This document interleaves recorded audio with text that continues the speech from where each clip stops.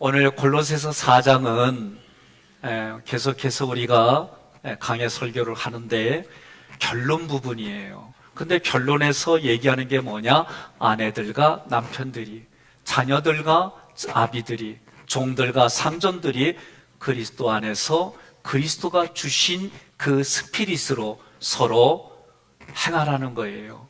그래서 지난주에는 기도에 힘써라, 이번 주는 기도에 힘쓰는 이유가 무엇이냐?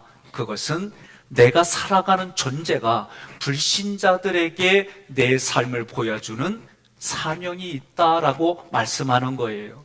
제가 예배를 드리기 전에 조용히 앉아서 하나님 이것저것 감사해요, 이것도 감사하고 저것도 감사해요, 그런 마음을 갖는데 제 마음이 그냥 기쁘고 즐거운 거예요. 하나님이 말씀하셨어요. 수고하고 무거운 짐진 자들아 다 내게로 오라, 내가 너희를 쉬게 하리라. 나는 마음이 온유하고 겸손하니 내게 와서 배워라. 여러분과 저는 수고하고 무거운 짐을 내려놓는 거예요. 옆에 분한테 그래요. 왜 못 내려놔? 예? 내려놓지 못하는 이유가 뭐예요? 자기의 생각과 감정 때문에 그런 거예요. 자기의 생각과 감정을 어떻게 알아? 자기를 부인하라고 하잖아요. 예수님이 말씀하셨어요. 자기를 따라오려거든 자기를 부인하고 자기 십자가를 지고 따라오라는 거예요. 오늘 우리 예수 믿는 사람들에게 말씀하는 내용이 뭐냐? 불신자들을 위해서 너희는 살아야 될 이유가 있다는 거예요. 자기 자신에게 물어봐요. 내가 왜 살아야 되지? 내가 왜 오늘도 밥을 먹고 살아야 되지? 내가 오늘 왜 사람들을 만나야 되지? 그 목적이 하나님은 오늘 분명하게 말씀해 주시기를 나를 통해 구원시킬 영혼이 있다는 거예요. 이러한 권면을 받은 사람들은 하나님 나라를 위해 함께 역사하는 자들이다. 하나님 나라를 위해 함께 역사하는 자들을 위해서 성경은 오늘 또 말하기를 사랑을 받은 형제요 신실한 일꾼들이다 라고 말하는 거예요. 누가 신실한 일꾼들입니까? 그래요. 옆에 분한테 그래요. 내가 신실한 일꾼이야. 에? 이거 하려면 또 못해. 왜 그리야? 교회에서 이렇게 연습 안 하면 집에 가서 할 것 같아요? 더 안 해. 네? 오늘 교회에서 우리는 하나님의 말씀 그대로 내가 받아들이고 그 말씀대로 내가 살겠습니다. 아멘하고. 네? 좀 쑥스럽지만 나 따라오면 신앙생활 잘하는 거야. 그런 마음으로 여러분 우리는 살아가는 거예요. 그게 믿음의 생활이에요. 지금 기도하며 불신자들의 영혼에 예수 생명의 빛을 전해주는 사람이 신실한 일꾼들이다. 그 일꾼들이 누구예요? 좀 크게 합시다. 누구예요? 그때 말이요. 이때는 여기에 가슴이 울리게 크게 이러는 거예요. 언제 하겠어요? 다시 신실한 일꾼이 누구요? 그렇죠. 내가 신실한 일꾼입니다. 그러면 어떻게 배우자가 옆에서 맞습니다. 당신이 신실한 일꾼입니다. 이래야 되는데 꼬래 이러면 안 돼. 예? 꼭 내 마음속에서 내 자아가 그렇게 외쳐요. 그럴 때마다 우리는 그 생각을 부인하고 하나님의 일꾼이요, 하나님의 자녀요, 하나님의 성도요, 하나님의 사람이다. 그렇게 보고 그렇게 또 보고 그렇게 사는 거예요. 5절 함께 있습니다. 외인에 대해서는 지혜로 행하여 세월을 아끼라. 아멘. 여러분과 저는 사회생활을 합니다. 그 사회생활을 할 때에 외인들을 만나요. 그렇다면 외인들은 누구일까? 오늘 성경의 문맥에서는 불신자들이다라고 얘기를 하는 거예요. 그 외인들에 대해서는 이 대해서는 전치사예요. 문법을 보니까 대격이요.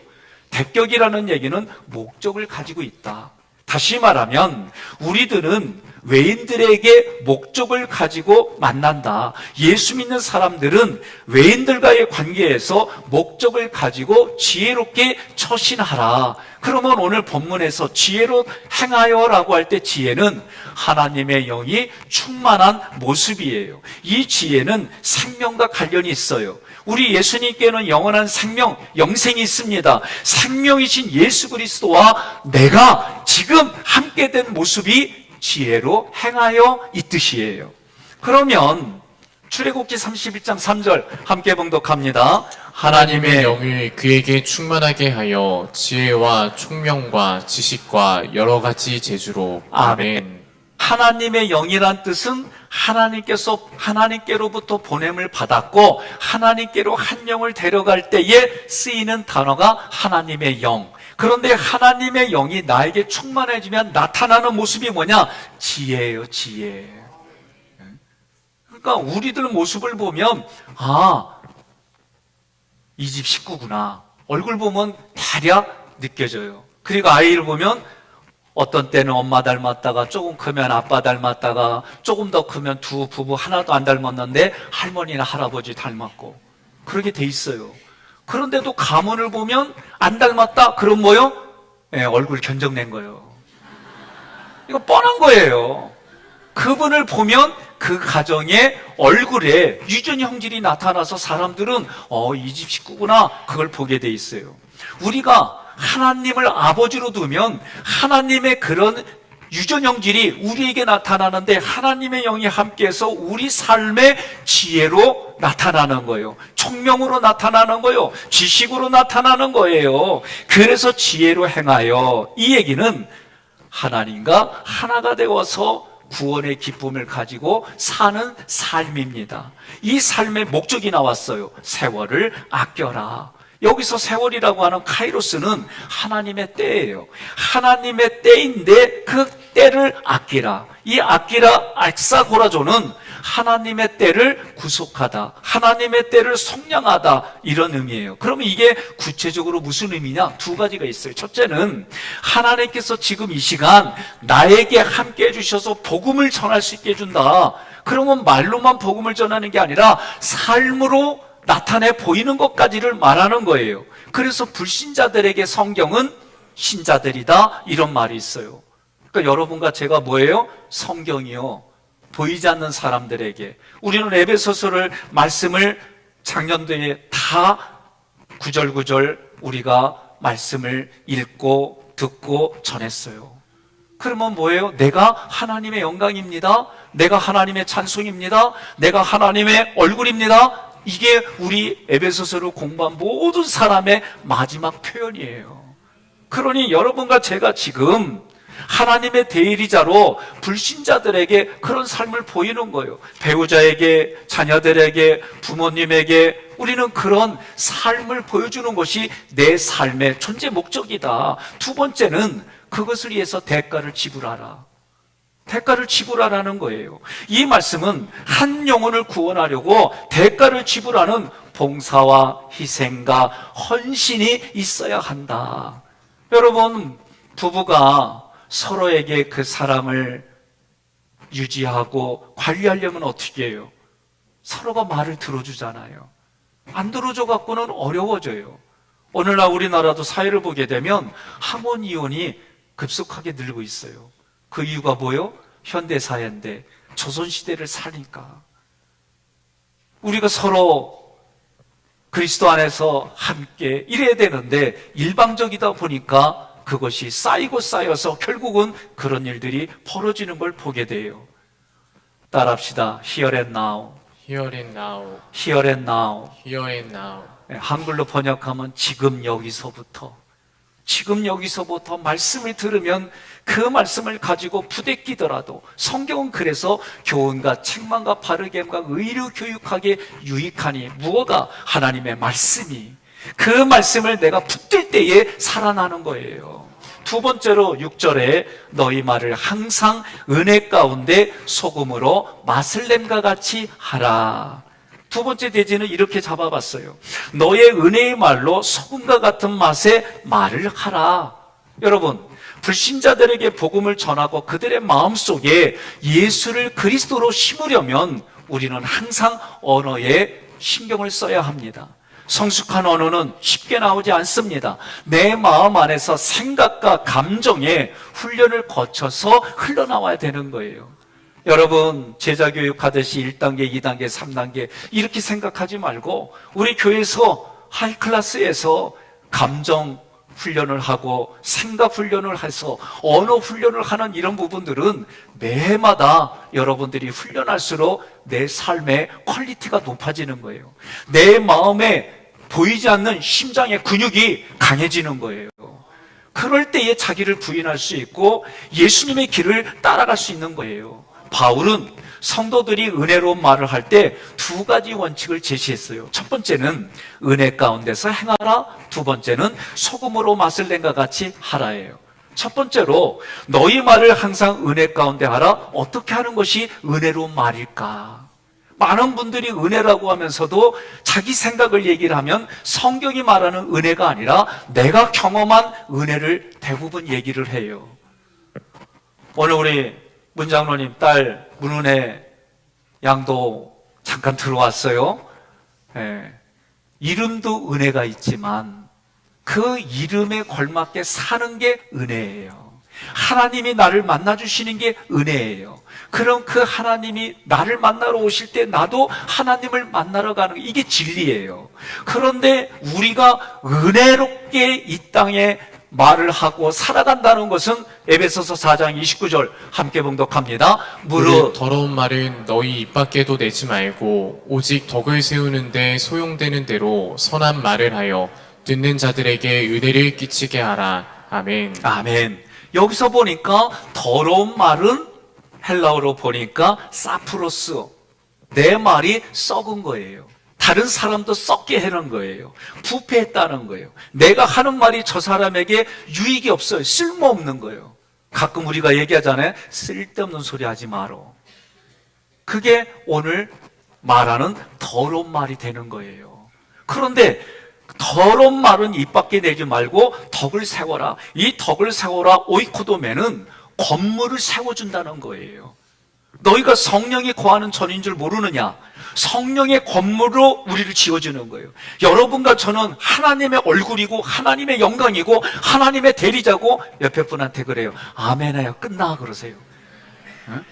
여러분과 저는 하나님의 대리자로 내 마음의 성전을 세워가고 내 육체를 세워가고 내 인격을 세워가는 그런 말을 하게끔 그런 말을 들음으로 자기의 자존감이 높아져가고 이런 인생을 살라는 거예요.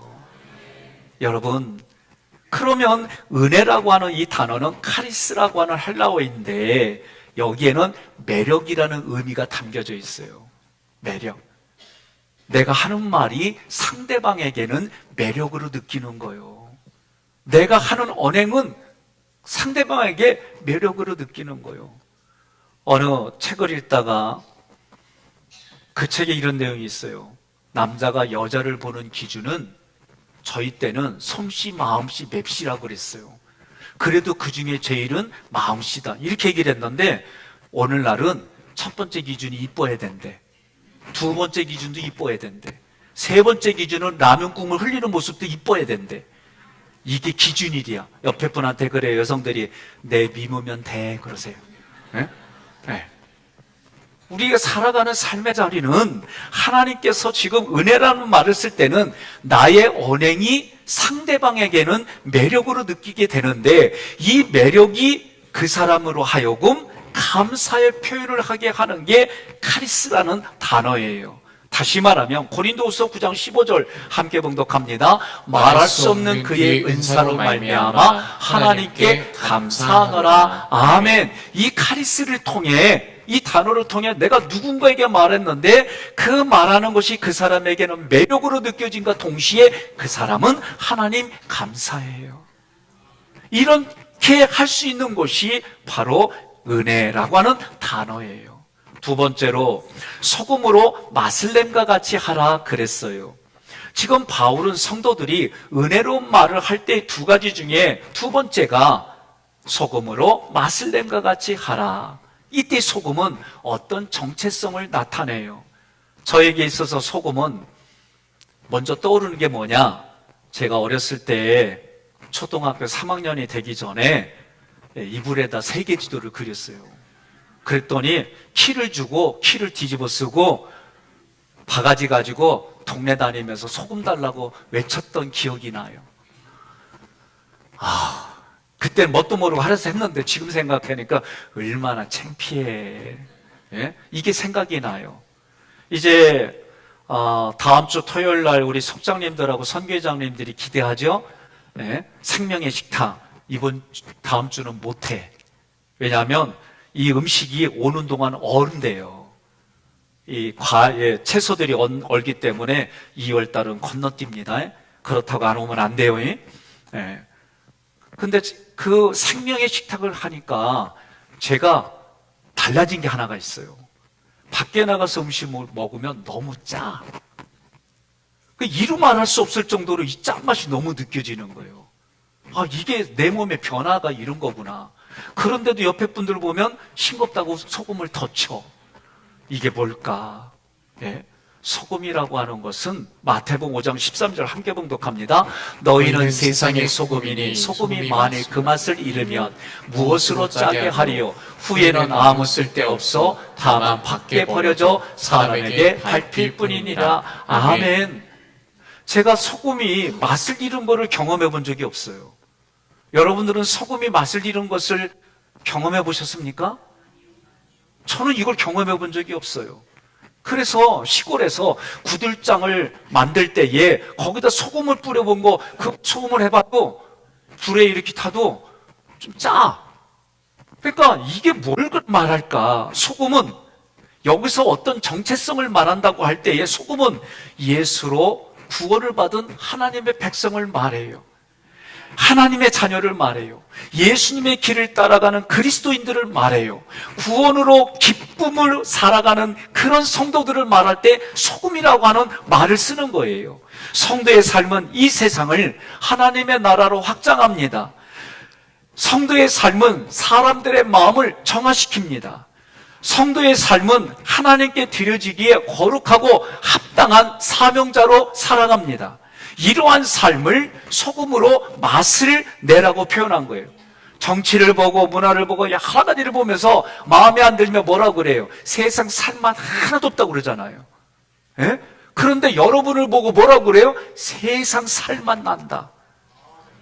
이게 그리스도인의 모습이다. 나를 보고 우리를 보고 세상 살맛 나는 것이 그리스도인이다라고 지금 가르쳐 주는 거예요.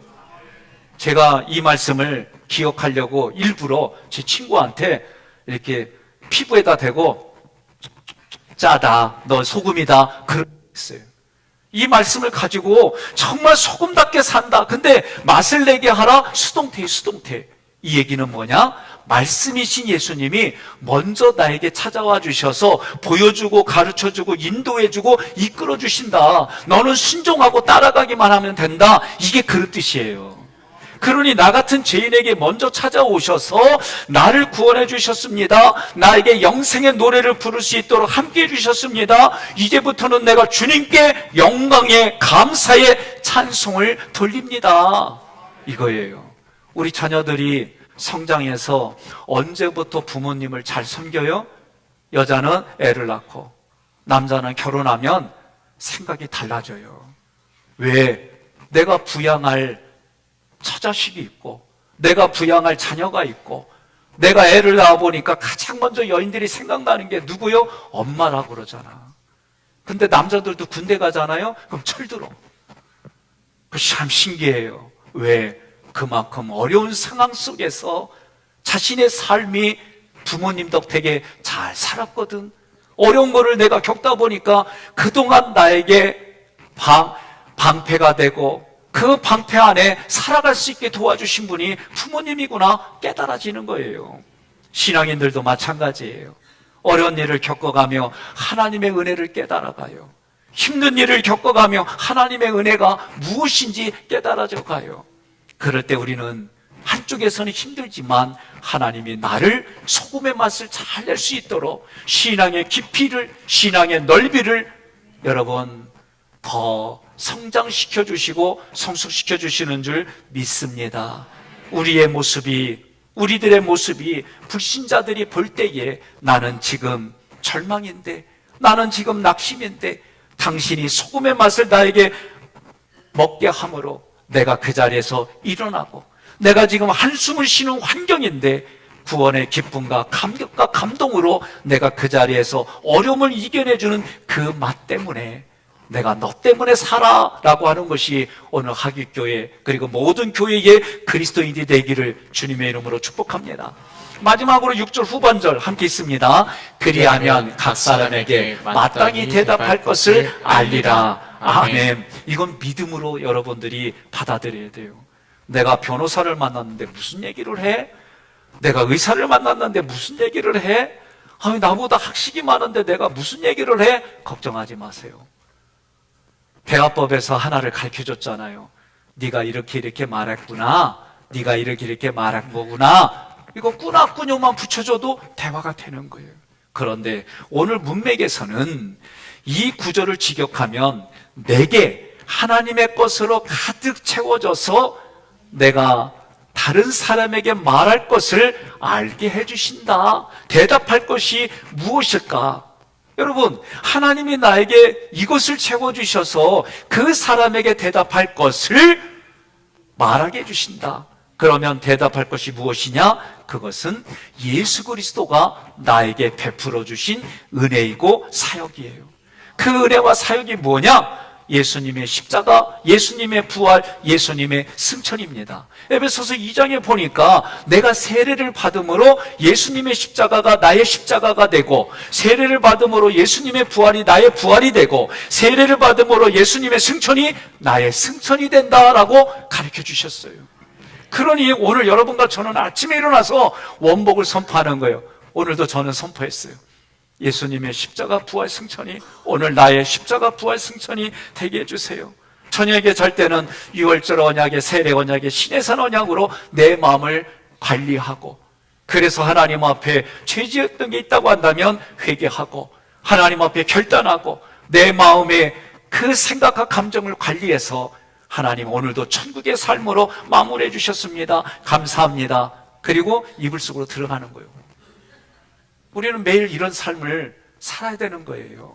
그래야 나에게 주어주신 구원받은 이후의 삶이 신자답게 살고 소금과 같이 살고 빛과 같이 사니까 다른 사람들이 나를 볼 때에 당신 때문에 내가 살만 납니다. 이 세상에 TV를 들으면 살만 나지 않는데, 살만 나지 않아서 트로트에 빠졌는데 내가 너 만나면서 함께 살아나는 자리에 있단 말이에요. 이런 마음을 주게 하는 게 오늘 맛을 내라는 거예요. 내가 하나님께 영광을 드리는 방법은 예배입니다. 죄인된 인간이 살아계신 하나님께 나아가는 유일한 길은 예배밖에 없습니다. 주님의 몸된 교회를 섬깁니다. 내게 준비된 목자와 함께 하나님의 나라를 확장합니다. 내게 준비된 목자와 함께 드림팀을 만들어서 하나님의 뜻을 성취해 나갑니다. 그런 인생이 오늘 불신자들에게 보여주는 우리 그리스도인들의 모습이다라고 얘기하는 거예요. 그러나 하나님의 것으로 채워지지 않으면 역기능도 있어요. 디모데전서 5장 13절 함께 봉독합니다. 또 그들은 게으름을 일으켜 집집으로 돌아다니고 게으를 뿐 아니라 쓸데없는 말을 하여 일을 만들며 마땅히 아니할 말을 하나니. 아멘. 아멘. 신천지라고 하는 2단 조직에서 인천이 가장 신천지가 적기 때문에 최고의 인원수를 만들려고 이 사람들이 목적을 가졌어요. 저는 기도합니다. 하나님, 신천지의 2단들이 우리 교회에 와서 1단이 되게 해주세요. 1단은 정통교단이에요. 이 사람들은 일을 쪼개갖고 일을 만들려고 그래요. 우리는 합하는 거예요. 하나가 되게 하는 거예요. 같은 생각, 같은 마음, 같은 방향으로 부부가 하나가 되고, 부모와 자녀가 하나가 되고, 이웃과 하나가 되고, 그리스도 안에서 우리가 하나가 되는 성령의 역사 일을 하는 것이 우리의 모습이에요.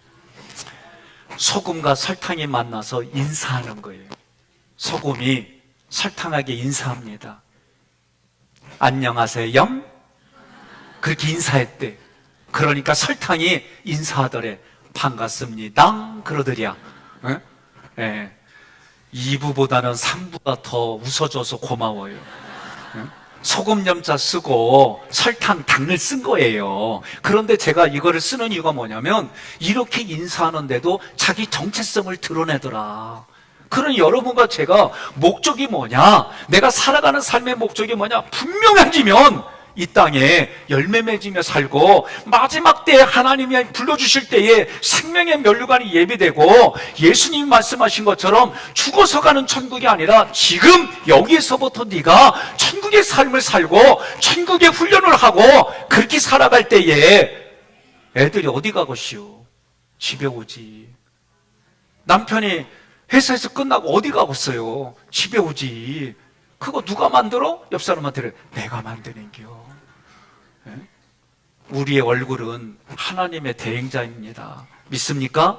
시편 71편 15절로 18절 함께 봉독합니다. 내가 측량할 수 없는 주의 의와 구원을 내 입으로 종일 전하겠습니다. 주 여호와여, 내가 주의 능력을 찬양하며 주의 의로우심만을 선포하겠습니다. 하나님이시여, 주께서 나를 어려서부터 가르치셨으므로 나 지금까지 주께서 행하신 놀라운 일을 전하고 있습니다. 하나님이시여, 이제 내가 늙어 백발이 되었습니다. 나를 버리지 마소서. 내가 주의 힘과 능력을 오는 모든 세대에 전할 때까지 나를 버리지 마소서. 아멘.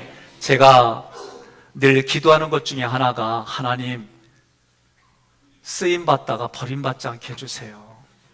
저는 이 기도 날마다 합니다. 나는 여러분과 제가 하나님 전에 갔을 때 주님 하고 기뻐서 갔더니 너 누구냐? 이런 소리 듣지 맙시다. 하나님 전에 갈 때 정말 표현이 그렇지만 벗어시는 맨발로 나를 반겨주시는 그런 자리에 서서 하나님이 살아계신 것과 상을 주시는 이심을 믿으며 여러분, 우리 남은 생애를 살아가십시다. 사랑하는 성도 여러분, 나의 언행은 하나님의 얼굴입니다. 보이지 않는 하나님의 인격입니다. 외인에 대하여 나의 언행을 지혜롭게 합시다. 외인에 대하여 나의 언행을 은혜롭게 합시다. 그리하여 하나님의 대행자로 열매 맺읍시다. 그 열매매로 하나님께 영광을 돌리시기를 주님의 이름으로 권면하며 축복합니다. 오늘 말씀 PPT로 정리해봤습니다. 성도가 불신자에게, 이거를요 제가 시작하면 내가 불신자에게 이렇게 읽읍시다. 시작. 내가 불신자에게. 그래요. 오늘 본문은 5절부터 6절은 성도가 불신자에게 어떻게 말하고 행동해야 되는지 지침을 제시했어요. 그래서 첫 번째, 외인에 대해서는 불신자의 관계에서 목적이 있다. 그 목적을 가지고 지혜롭게 처신하는데 두 가지예요. 지혜로 행하라 있습니다. 하나님의 뜻을 따라 사는 삶을 의미합니다. 두 번째, 세월을 아끼라. 복음을 전할 기회를 붙잡고 헌신하라는 의미입니다. 함께 봉독합니다. 삶 속에서 불신자들에게 신앙의 본이 되는 모습을 보입시다. 아멘. 두 번째로 오늘 대지는 너의 은혜의 말로 소금과 같은 맛의 말을 하라는 거예요. 1 있습니다. 성숙한 언어는 생각과 감정을 다스려 은혜를 끼치는 말이 되어야 합니다. 2 소금으로 맛을 내라는 말은 말의 정결성과 신앙의 정체성을 유지하는 것을 뜻합니다. 덕을 세우는 말과 복음을 전하는 언어를 사용하십시다. 아멘입니까? 아멘. 예, 마지막으로 세 번째, 하나님이 우리에게 마땅히 대답할 것을 주신다. 이것을 여러분 확신하시기를 바랍니다.